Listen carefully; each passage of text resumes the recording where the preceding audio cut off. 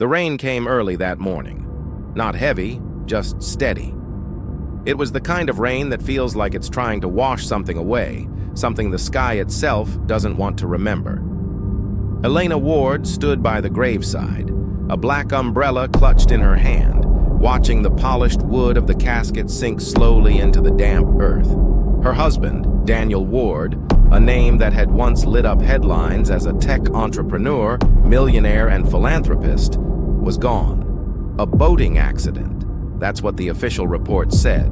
A sudden storm, a vessel overturned, and a search that yielded nothing but debris. But as Elena stood there, she knew the people gathered weren't just mourning. They were watching her. Her face was a pale, emotionless mask, her eyes dry. There were no tears, no trembling lip, just a profound and unsettling silence. The priest read his final solemn words, and when he concluded with, "May he rest in peace," a ghost of a smile almost touched Elena's lips. Suddenly, the mournful quiet was cracked by a single camera flash. The reporters, circling like vultures, were hungry for a scandal. Daniel Ward's life had always been a public spectacle, a never-ending headline. It was only fitting, she supposed, that his death would be the same. After the funeral, Elena walked home alone. The mansion, once a symbol of their success, now felt cavernous and oppressive, its silence too deep for any semblance of comfort. The police had already come and gone, their questions circling the same predictable points. The insurance company had called twice, their voices dripping with feigned sympathy, and her lawyer's advice echoed in her mind: stay calm. But calm was easy for Elena. It was a state she had been practicing, perfecting for years. Later that night, at exactly 11:47 p.m., she poured herself a glass of deep red wine. She sat by the roaring fire, her gaze fixed on the wedding photograph perched on the mantelpiece. Daniel's smile in the picture was too wide, too forced. Her eyes, even back then, were looking past him, at something distant, something more. Then she heard it, a faint, sharp tap against the glass of the French doors. She turned, expecting the wind or a branch tossed by the persistent rain. But what she saw made her pause. An envelope lying on the welcome mat just outside. It was black. No stamp, no name. Just her address written in neat, precise block letters. Her fingers hesitated for a moment before tearing it open. Inside was a single sheet of high-quality paper. The message, printed in a cold serif font, was chillingly simple. "You didn't kill him, right?" Her hand froze. The wine glass trembled, threatening to spill its contents. Her eyes scanned the words again and then again. A sound escaped her lips, not a gasp of fear, but a short, sharp laugh of sheer disbelief. She whispered the question into the empty, silent room. "Who are you?"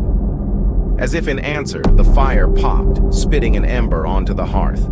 The lights flickered, plunging the room into momentary darkness before returning. Suddenly, the grand house felt small, constricting. She rushed to the security monitor, her heart beginning to pound. Static. Every single camera feed was frozen, the timestamp on each screen reading 11:45 p.m., 2 minutes before she found the letter. She moved to the door, her hand shaking as she peered out into the rain-swept darkness.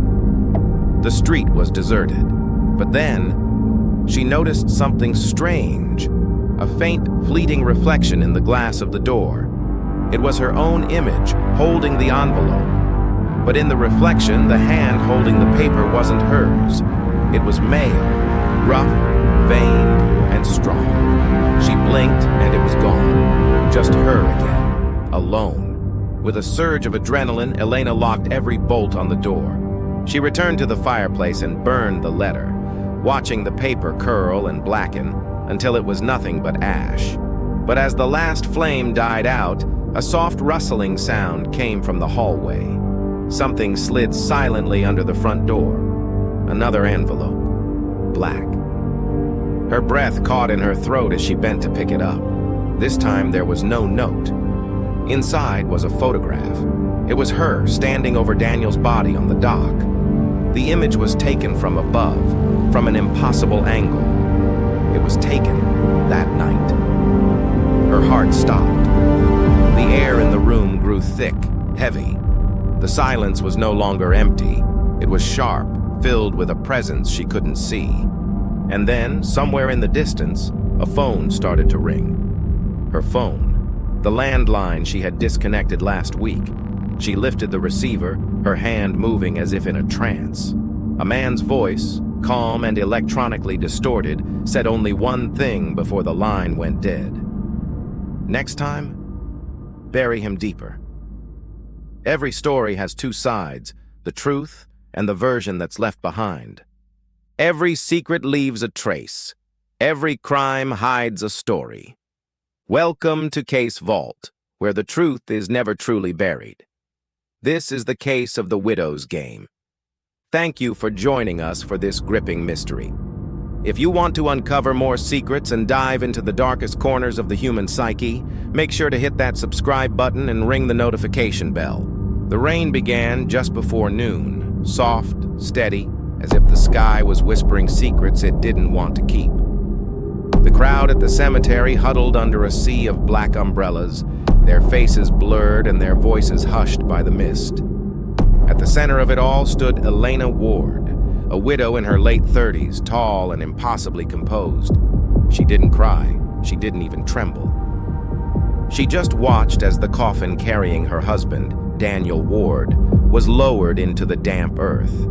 To the world, Daniel was a titan of success, founder of a multi-million-dollar firm, celebrated for his charity, his charm, and his influence. But to Elena, he was a man of shadows, one whose secrets never stayed buried for long. The priest spoke the final words, his voice fading against the whisper of the rain. May his soul find peace.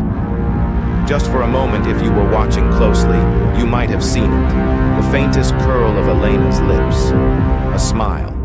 It could have been a trick of the light, or something much, much darker.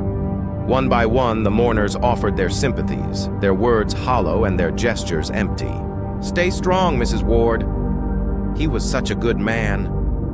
Each voice sounded the same, but Elena's mind was 1,000 miles away, because she knew something that none of them did.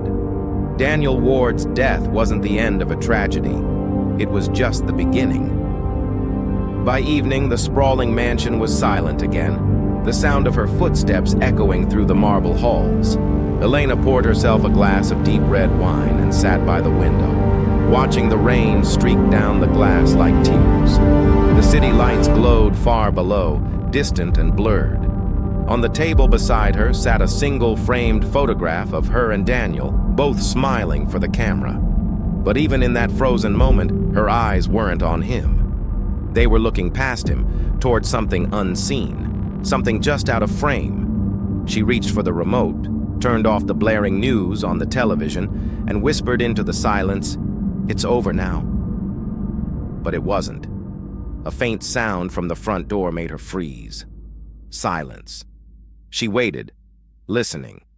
Nothing but the storm raging outside. Finally, she stood, her heart a quiet drum against her ribs. She walked down the long, cavernous hallway, each step echoing across the polished marble floors, and pulled open the heavy door. No one was there, just the wind and the driving rain. Then she looked down. A black envelope lay on the welcome mat, soaked but perfectly intact. No stamp, no return address, just her name written in clean, sharp, unforgiving letters, Elena Ward. She hesitated for a long moment, the cold seeping into her bones. Her fingers trembled slightly as she broke the seal and opened it. Inside, there was only a single line, printed in an old-fashioned typewriter font. "You didn't kill him, right?" Elena's breath caught in her throat. Her mind spun, a frantic cyclone of fear and confusion. She scanned the porch, the street, the long, winding driveway. Nothing. No movement, no figure lurking in the shadows, no car idling by the curb.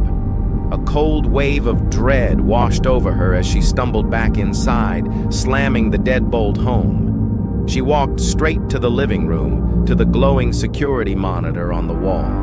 The cameras showed every angle of her fortress-like home, the gates, the manicured garden, the front steps. But when she tried to check the feed for the last hour, there was nothing, just black screens. All recordings had stopped at exactly 9:47 p.m., the exact minute the envelope must have arrived. Her voice was a choked whisper. No, that's not possible. She replayed it, checked the system logs, but the result was the same. The system had been manually disabled from inside. Her heart began to pound against her ribs, a frantic, trapped bird. Was someone in the house with her? She turned off the lights, plunging the mansion into darkness, and began to move slowly through the rooms.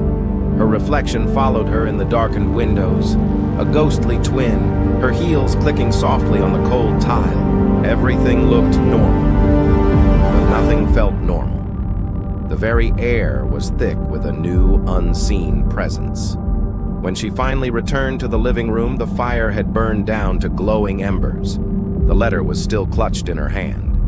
With a sudden, decisive movement, she tossed it into the flames and watched the paper twist and blacken, the words turning to ash until nothing remained. She sank back into her chair, closed her eyes, and whispered to the empty room, "He's gone. He's gone." Just as the words left her lips, her eyes snapped open. Something was sliding under the front door. Slow, deliberate. Another envelope. Black. Her hands shook violently as she tore it open. Inside wasn't a note, it was a photograph. Grainy, dark, and shot from a distance, but its subject was unmistakable. It was her, standing on the private dock at their lake house, leaning over Daniel's body as rain poured down from a black sky. The date was printed in the corner, the night of the accident. She stared at the impossible image, her voice barely a whisper, a sound lost in the storm of her own terror. Who took this? That night, alone in her silent, sprawling mansion, Elena Ward realized a terrifying truth. The past doesn't just stay buried. Sometimes it comes home, and it wants something from you. Thank you so much for watching. If you enjoyed this story and want to find out what happens next, don't forget to hit that like button and subscribe to the channel. We have so many more dark tales to share with you. See you in the next one. The night after the funeral was long. Too long. I sat alone in this cavernous house, the fire dwindling to embers, watching my own reflection flicker in the window glass. I looked, haunted, and maybe I was. 2 black envelopes were tucked away, one under my bed, the other behind a loose brick in the fireplace. Secrets. But even secrets have a pulse, a faint heartbeat you can feel in the dead of night. Rain tapped against the window pane, a gentle rhythm that did nothing to soothe the chaos in my mind. A voice, not my own, echoed in my head. "You didn't kill him right." It repeated, twisting until my own thoughts felt foreign.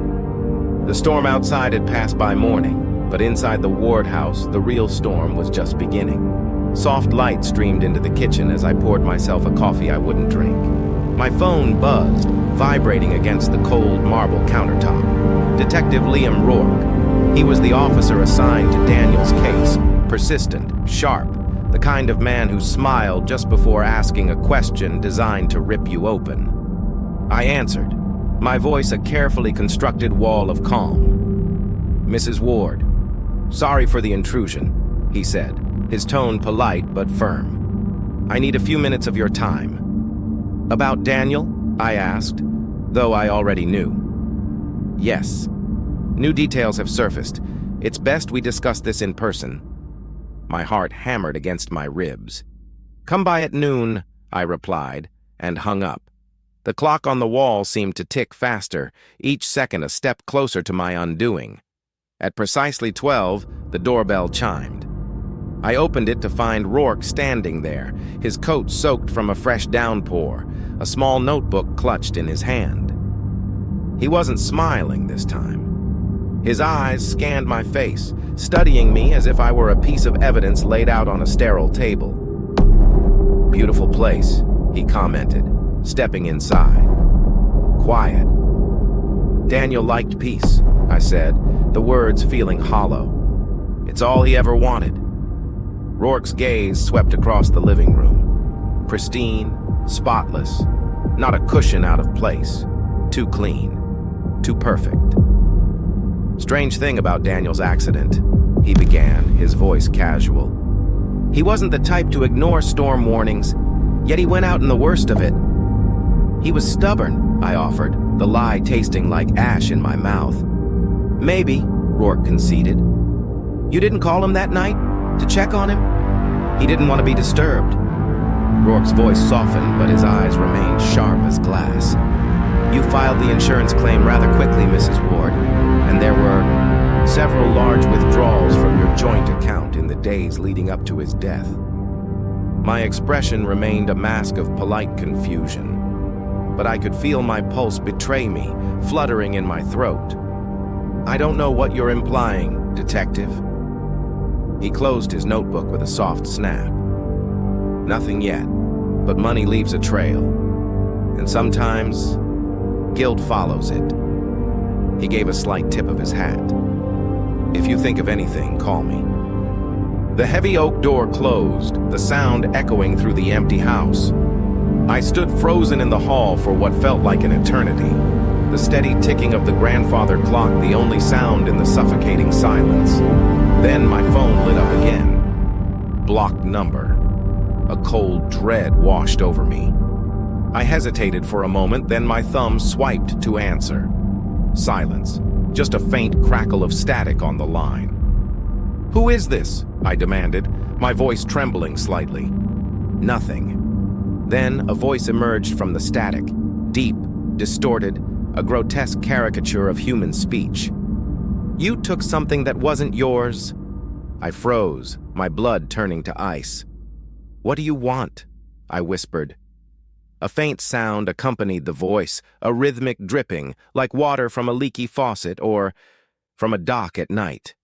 The voice whispered, a sound that crawled under my skin. Now it's my turn. The line went dead. My hand was shaking as I stared at the blank screen of my phone. The rain had stopped outside, but the dripping sound hadn't. It was inside the house. I followed the noise, my own footsteps creaking on the polished floorboards. The walls themselves seemed to be breathing around me. Near the back door, I saw them. Footprints, wet, bare, leading away from the double-bolted entrance. How was that possible? A soft, rhythmic thumping started in my ears, my own heartbeat growing louder and faster. I backed away slowly, whispering to the empty air. This isn't real. It's not real. And then, a single knock, sharp, hollow. It came from the front door. Panic seized me. I rushed to the security console, my fingers fumbling with the touchscreen. Every camera feed was just static, all except one. For a fleeting second, an image from the garden cam flickered onto the screen. A shadow moved between the trees, tall, still, watching me. Then the screen went black. Hours crawled by. Midnight arrived, draping the world in an inky blackness. I sat by the window, a glass of wine shaking in my hand, my eyes scanning the darkness outside. I kept replaying the distorted voice, the dripping sound behind it. It wasn't random, it was familiar. My lips moved, forming a word I hadn't dared to think. The dock. The memory flooded back, unbidden and brutal. The storm roaring, Daniel shouting my name, the dark, churning water swallowing his final scream. I shook my head, trying to banish the image, but it clung to me like the cold rain from that night. My phone vibrated again. Blocked number. This time I didn't answer. I let it ring until it stopped, but the ringing didn't stop. A faint, tinny sound echoed from another room. I turned my head toward the hallway. It was the landline. But that's impossible. I had it disconnected weeks ago. My breath hitched. I walked towards the sound, each step feeling heavy, as if I were wading through water. There it was, on a small table in the study. The little red light on the answering machine was blinking, waiting. My hand trembled as I reached out and pressed play. A soft hiss of tape whirring, and then that same distorted voice filled the room. "You shouldn't have answered." The dripping was clearer now, echoing through the small speakers. "You took something that wasn't yours, and he wants it back." The message clicked off. I stared at the machine. The red light kept blinking.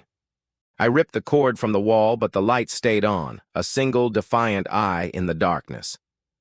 I stumbled back, my breath coming in ragged gasps. Some voices don't come from the living. They come from the things we thought were buried deep. I dropped the unplugged phone, the plastic clattering against the hardwood floor. As I turned toward the window, a flash of lightning illuminated the glass. For a split second, I saw my reflection, and standing right behind me, another face, pale and twisted in rage. A deafening clap of thunder shook the house, plunging the room into total darkness. The dead don't always rest. Sometimes they dial back. The next morning, Elena Ward woke up to a heavy silence, the kind that feels like the air itself knows something you don't. The house was cold, and her reflection in the mirror looked older, harder. Sleep hadn't touched her eyes. She walked into Daniel's old office, a room sealed since the day he died. Everything smelled faintly of his cologne and old books, a ghost in the air. His desk sat in the center, untouched, with papers stacked too neatly and drawers perfectly aligned. But one drawer didn't fit right. She knelt and tugged at it. Locked. A quick search of the desk revealed a small key taped beneath the bottom drawer. She slid it into the lock and turned. With a soft click, it opened. Inside, wrapped in a piece of worn leather, lay a second phone. It was an old model, burned on one edge as if someone had tried to destroy it, and failed. Elena pressed the power button. The screen flickered to life, showing dozens of missed messages, all from a single contact. C. Her throat tightened as she read the last text. "You said tomorrow. Don't make me wait again." She scrolled up, her heart beginning to pound. There were photos, Daniel smiling with a woman's hand resting on his shoulder, receipts from a coastal hotel, room 214, and then a message that froze her to the core. "Our plan is set. We run tomorrow. No more lies." Daniel Ward, the loving husband, the devoted partner, hadn't been planning a trip. He'd been planning an escape. Later that evening, Elena drove into the city. Rain dripped down her windshield, smearing the neon lights into a blur. Her GPS flickered as she approached a cracked sign. Clara Voss, Apt 6B. The building's hallway smelled of mold and stale cigarette smoke. She knocked once, no answer. Twice, still nothing. She pushed gently and the door creaked open. The lock was broken. Or maybe it was left open for her. Inside, the apartment was small and dim, with dust floating through shafts of gray light from half-closed blinds. Clothes were scattered on the floor and a wine glass lay shattered near the couch. Then she saw it. On the far wall, a handprint. Blood. It was dragged downward, a horrifying smear across the cracked wallpaper. Elena followed the trail, her breath shallow, each step echoing louder than the last. The red stain led her through the kitchen, to the bathroom door. A faint metallic smell filled the air as the door swung open. The tub was half full of murky water, and at the bottom, something glinted. She reached in, her hand trembling. It was a wedding ring. Daniel's initials were engraved inside. Elena gasped, stepping back. Water dripped from her hand, thick, cold, and red-tinted. Suddenly, her phone buzzed violently in her pocket. An unknown number. She answered, her voice shaking. "Who is this?" A pause. Then, a distorted voice, the same one from the night before, rasped, "You're standing where she died." Elena's knees almost gave way. The apartment suddenly felt smaller, suffocating. The shadows seemed to move. Something dripped from the ceiling, slow and steady. She stumbled toward the door but stopped, a faint sound behind her. breathing. She turned back toward the bathroom. The mirror was fogging over by itself. No steam, no heat. And then letters began to appear, slowly, one by one. "You can't erase what's already recorded." The light above flickered, then burst, plunging the room into darkness. Elena froze. Her reflection in the fog had twisted. Two faces staring back. One hers, one not. "This isn't real. This isn't real," she whispered, backing away. Her phone buzzed again. One more message. "You lied to him first. Truth is a mirror, and every lie leaves a fingerprint." Elena grabbed her flashlight, its beam trembling. On the tiled floor, it caught small scratches, forming words. He knew.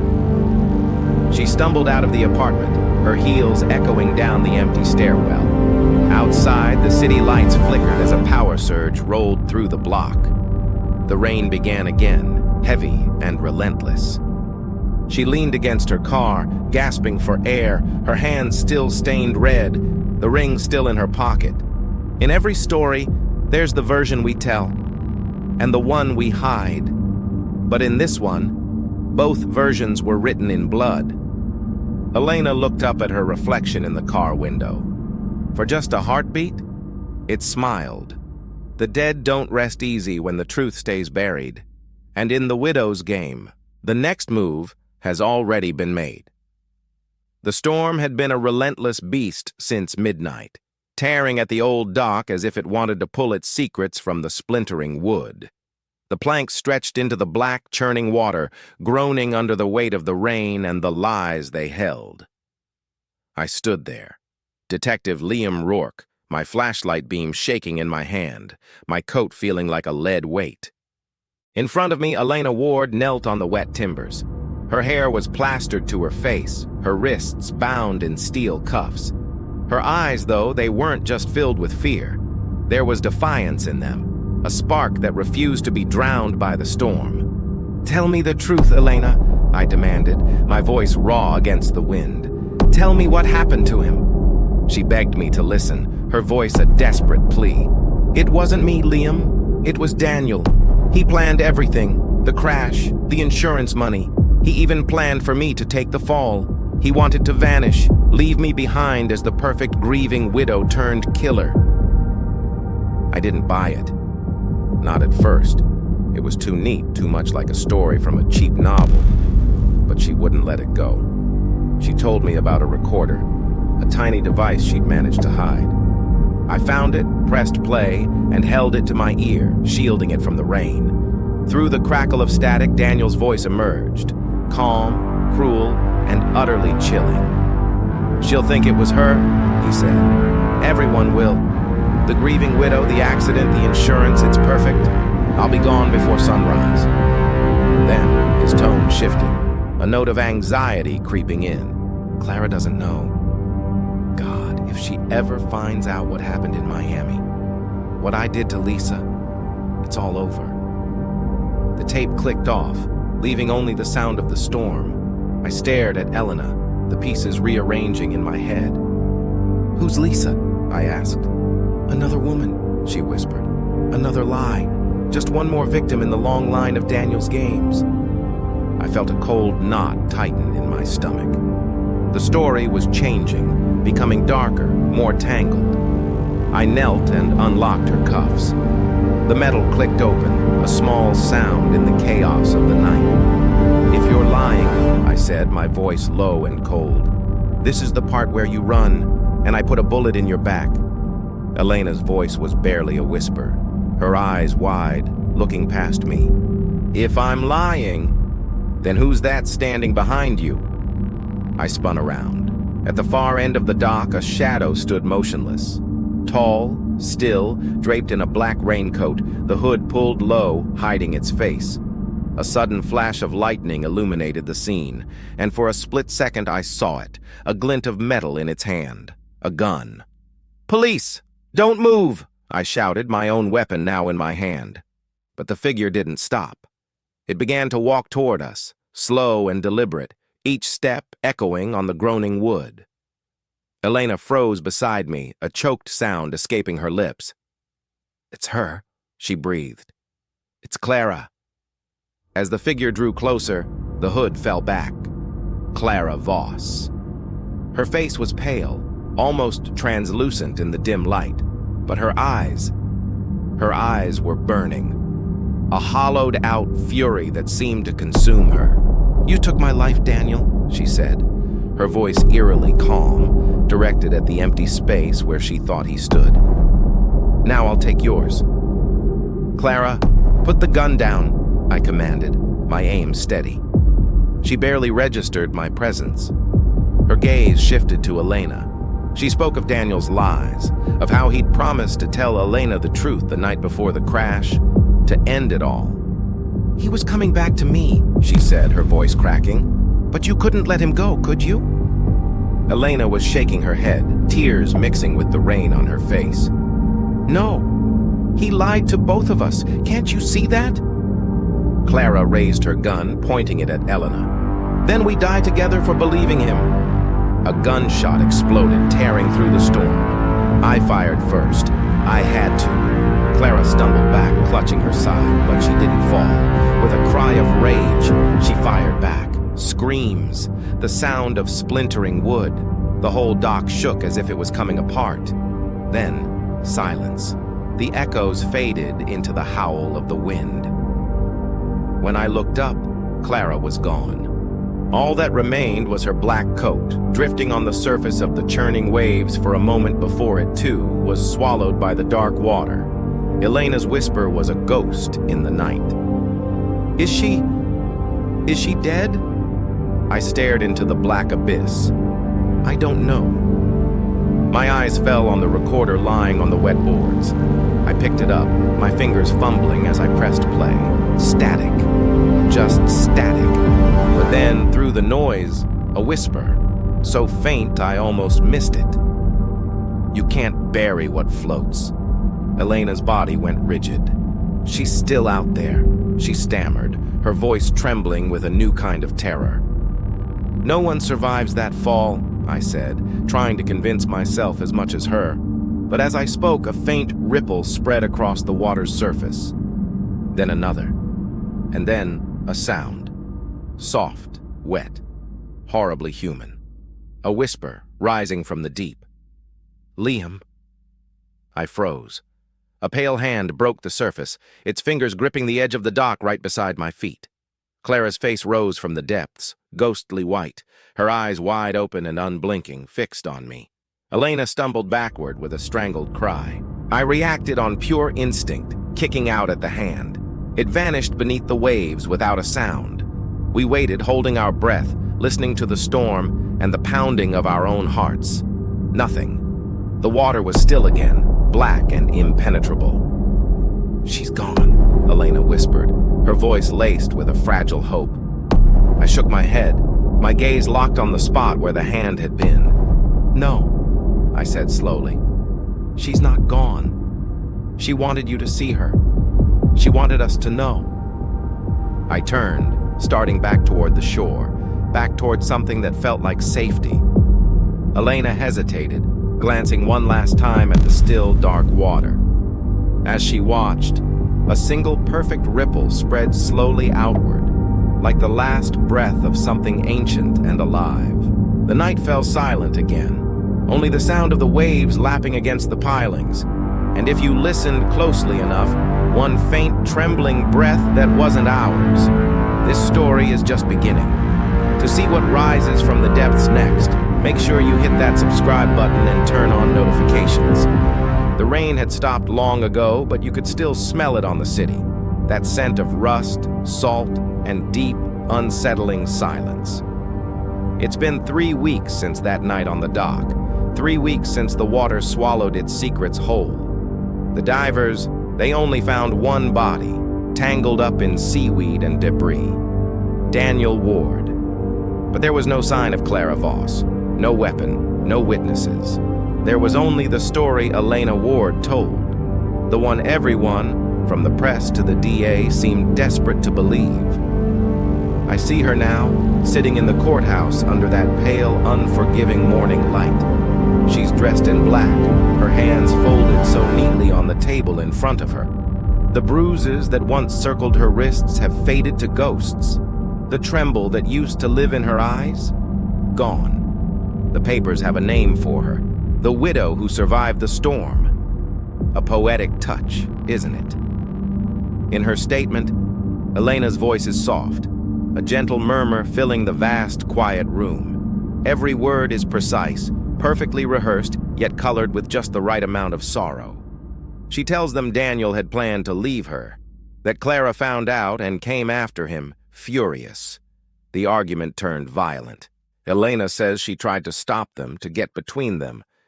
And then, a gun went off.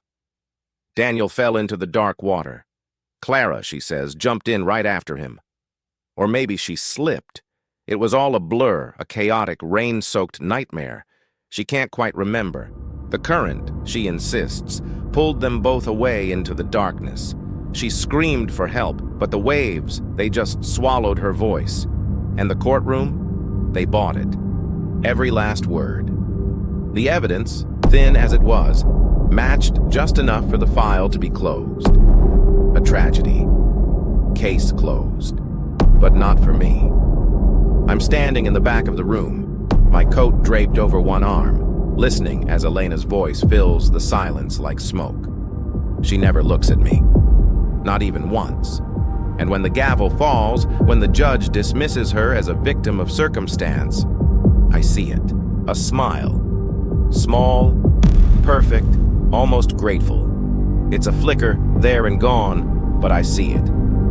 Later that night, I'm back in my office. The storm outside has been replaced by a thick, suffocating fog, the kind that presses against the windows and makes the streetlights blur into halos. My desk is a disaster, a graveyard of reports, crime scene photos, and a single padded envelope with no return address.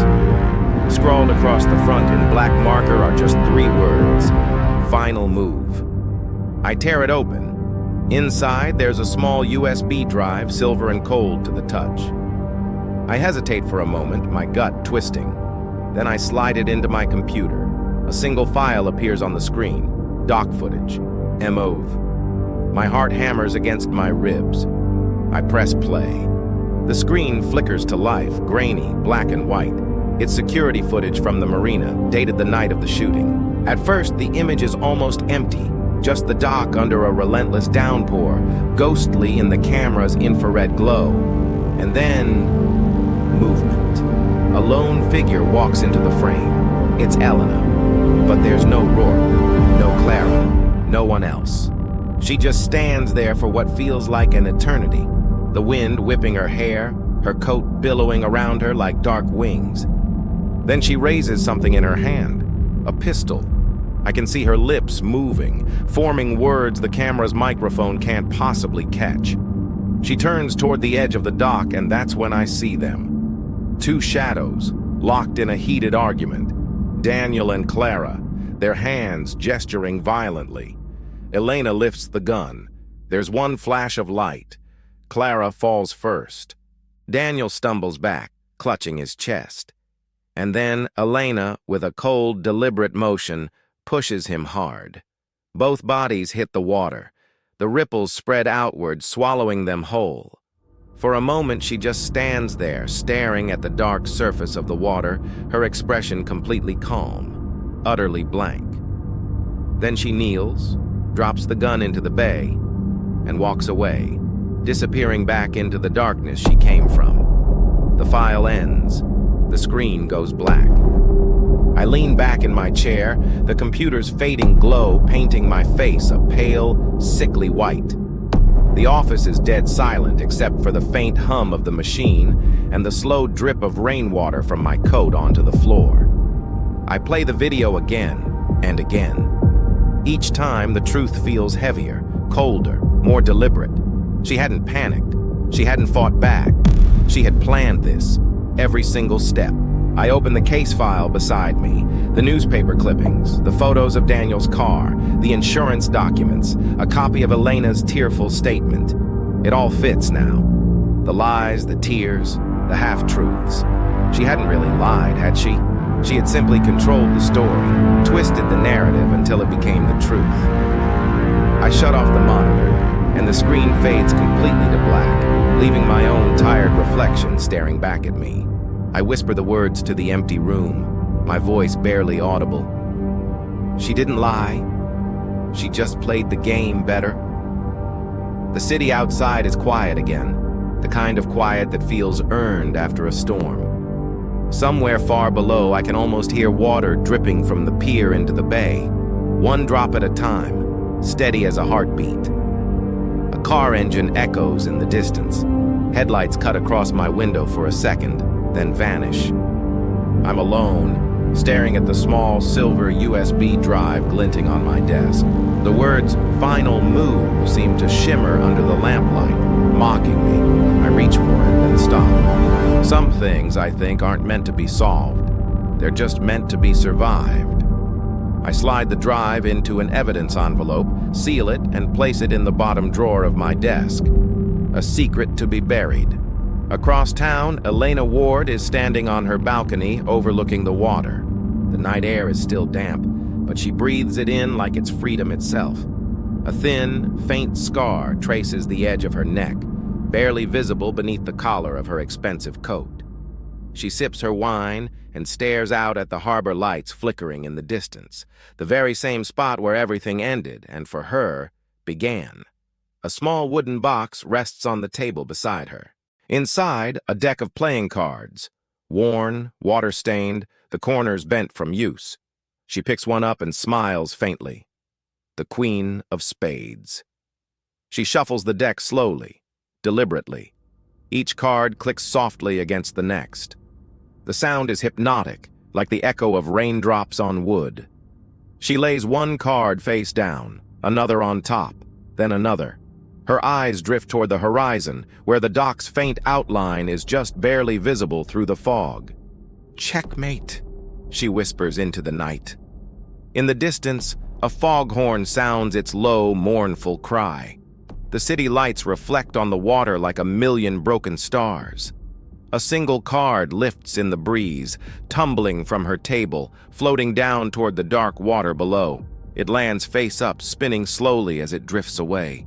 It's the Queen, her painted smile unbroken, staring up into the night. And as the scene fades, you can still hear it, the faint, rhythmic shuffling of cards, blending with the slow, steady drip of water. She didn't lie. She just played the game better. Have you ever wondered what secrets lie buried in the past?